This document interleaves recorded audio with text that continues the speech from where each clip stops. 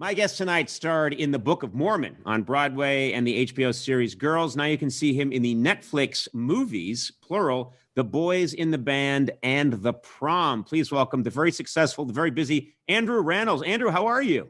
I'm good. Thanks for having me. I like the game. I'm doing my. Is that a game show wave? Like, how do I'm in, Hollywood Squares. It's my Hollywood Squares wave. Thank you so much. It's so funny because we've spoken, but this is like our first time officially speaking in the context of a talk show. Yes. In fact, I'm fairly certain I have a photo with you backstage at the Book of Mormon. Yes. Because my co-star Josh Gad always knew every celebrity that was coming to the show. Really? Very on top of it. Yeah. And he would tell us all, like, guess who's here? Guess who's here? And and then, sometimes folks would make their way backstage after the show, which you did. And you were very gracious about the show and very kind and let us take the show was obviously one of the all-time funniest Broadway experiences I've ever had, just relentlessly funny. And you guys were all so fantastic. And I did make my way backstage. I actually made my way, if you remember, on stage several times during the show. I like to make my presence known. So I'm known for when I go to a show, I'm not happy just being spotted in the crowd. I like to make my way up and do this in front of the crowd during a scene. And I apologize.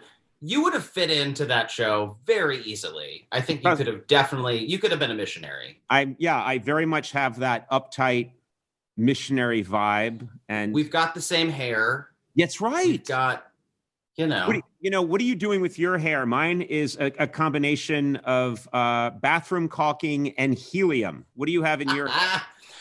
This is a little like lift powder and just regret and mild depression. Regret is so amazing. People don't understand what it can do for hair volume. It gives it a real lift, It's funny that you say that your co-star in that, Josh Gad, had sort of a radar for knowing who's in the audience. I mean, I'm just curious, me aside, what were some of your more exciting celebrity spottings while you were doing Book of Mormon? Well, I mean, obviously, Oprah was a big one. Sure. That was a real big one. We all were very excited to have her there. But the weirdest one for me was when Hillary Clinton came with Chelsea Clinton and Nana Rodham. And that we could see into the audience pretty far. So we saw them sitting there. And the fact that that show was so filthy in so many different ways that and I didn't have to do a lot of that, but the fact that we were singing about like frogs and clitorises in front of Nana Rodham just didn't feel right. Yeah, I would think, I don't know about, I usually I'm performing for an audience that's come to see a TV show.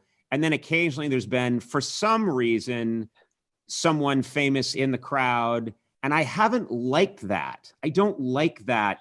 I get in my head. Yeah. I think performing for a Hillary Clinton or an Oprah would be difficult. Like you'd keep stopping and thinking, that's Oprah. And here I am. I got to stay in character. Do you know what I mean? Yeah, I didn't really have, I'm not saying that I'm not professional, because I am professional, but I would look directly into the audience sometimes and be like, there they are. There's the person. Because I would have a few moments that I knew I could get away with it, but it was not like, I remember when like James Franco was there and James Franco was sitting in the audience and I was just staring at James Franco to the degree in which he winked at me. And then I winked back. I was there the night James Franco was there, and I was staring at James Franco. He was staring at you, and then I winked at James Franco, and he winked at me, and then at you. So it was like we all just passed it around. That seems right. I'm sorry. Right. That's exactly what happened. It's okay. It's okay. It was a long time ago. Okay, so you have this moment, which is, it's very much about what's happening in the Prom, because that's all about Broadway and Broadway people in Broadway musical theater and dreams of being a big star. You land this role in Book of Mormon, and suddenly your life changes, but I'm curious. I want to go back before that. Okay. When you are in New York and you are struggling, and basically that's the character you're playing in the Prom. You're playing a struggling performer who hasn't made it yet, and is tending bar. What kind of jobs did you have in New York before you made it? Well, I was always a good interview. I always gave a really good job interview. So if people would think like, oh, he's responsible, he's from the Midwest, like naturally. And then I would work at places for like a day and then get really tired of like the idea of a day job. So like the worst one, I mean, by far the worst one was I worked at a gym in Brooklyn Heights. And my shift was at 5 a.m. I had to open the gym. And I, the night before, was out with people, you know, I was like 20 years old, just like knocking them back. And when the time came to open the gym, I just decided not to. And so then I got a very panicked phone call around, I don't know, 5:45, which I ignored because there were people like lined up outside the gym because I had the keys. And I just didn't let them in. And then, Conan, I thought maybe it would be a good cover to then call my boss and say, I was like, I'm so sorry. I actually moved back to Nebraska. I don't live here anymore. So that would be your excuse as to why the reason I couldn't be here is I moved back to Nebraska. But I lived above the gym. I actually, my dorm was above the gym. So I lived in constant panic that I was going to run into someone. And I really did it very dramatically. Like I was having some sort of like, you know, real crisis that I had to go home. And all the while I was just like drunk at a gay piano bar and just didn't want to go. I just didn't want to go. So it's a problem because if anyone sees you, why aren't you in Nebraska? And then you have to explain that you have a private jet that gets you back and forth, even though you have no money. I'm just getting my stuff. I just needed to unpack or pack up my things because I left in such a hurry. Yeah, I did that quite a bit. I would leave jobs like that because I think like at my core, I knew that I wanted to be an actor and I knew I wanted to perform. So like the idea of a day job was like a real hurdle for me. And I know that's not, you know, the case for most people. But I had a real chip on my shoulder about, well, I can't do this. I was a host for one night at a place called Nacho Mama's by Columbia University. And I like at a certain point, people kept coming in and I was like, I can't. So I just went to the bathroom for like an hour. Which to be fair, a lot of people do at Nacho Mama's. It's true. It's very true. But I couldn't even handle it for one night. I was like, there's too many people. I can't seat people. I'm in the weeds. All right. So fortunately for you, things worked out because I think if you had to make it at a real job, I'm not saying what you do isn't a real job, but I'm including myself. I think you and I aren't cut out for the legitimate world. No, I have no marketable skills in terms of helping people, or like doing a service. Like, I just don't. I've always thought that if I had been born at any other time in history, I'd have been when people needed to know how to build a stone wall or go plant crops, they would have just killed me immediately. Because that would just be this random wise ass that was consuming food and saying stupid things in the corner, and they'd have just taken a stone and killed me. It's true. I got a question for you because I know you're musically inclined. Yeah, kind of. You know, you are. Have you considered doing like a musical on Broadway when Broadway is allowed to come back? Like, is that something that you would ever? I had a part that I've always been fascinated with, so much so that I wrote a Simpsons episode about it years ago. It was The Music Man, and Susan Stroman did a great revival of The Music Man, I want to say about 15, 20 years ago with Craig Bierko, who destroyed. He was absolutely pitch perfect. And then he left, someone else came, and then they were looking for someone else, a third person to play the part of The Music Man. And Susan Stroman contacted me to discuss it with me. And of course, I found out that I couldn't do that and the late night show at the same time. So I was kind of heartbroken. But well, you know what? You're in luck because I think there is another revival of The Music Man. Is there? Okay. Yes. Hugh Jackman is doing that. God. Well, yes, of course.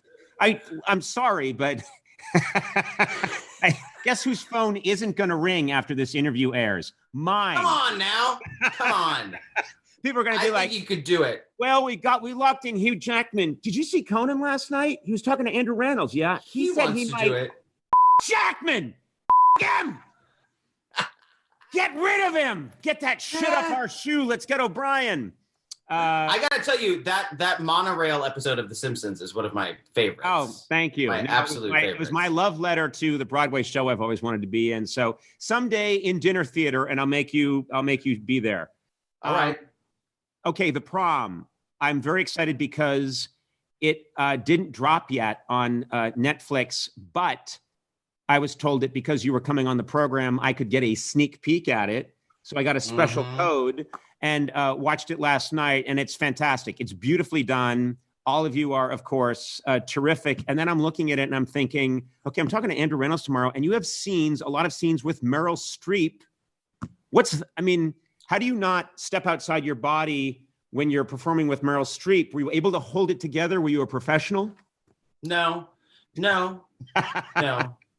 Definitely not professional. No, it didn't take long. I mean, we had a really sort of traditional rehearsal process. So we had about 5 weeks in a studio where we all got together and all learned all the choreography and all of that. So that's a very leveling situation that everyone's coming in on the same page. We're all learning it together. So that felt really good. But then once we started filming, my wheels came off pretty quick. And I was asking a lot of very direct questions about She-Devil. And, death becomes her. And you would think that you would probably ask about like Sophie's Choice. But I kept throwing her curveballs. Right. I would get in there with like Roseanne Barr questions. Yeah, you figured everybody's asking her about Sophie's Choice or Kramer versus Kramer. I'm going to get in there with She-Devil. Yep. She-Devil, death becomes her. Like I had a lot of questions for her. And I will say she was extremely patient and very, very cool about it. Nicole Kidman also was like very understanding about me losing my mind. Nicole actually, after like a month of working with her, I was like, Moulin Rouge is one of my favorite movies. And I've seen it probably more times than any movie. And which is odd because it's very dark, but I love it. And it's comforting to me that, she dies of consumption. I don't know what that says about me, but I just love that movie. And she was gracious enough to reenact her death scene from that film, like while we were in between takes and we were standing together, like waiting to go, do this thing. And she did it. She did her full death.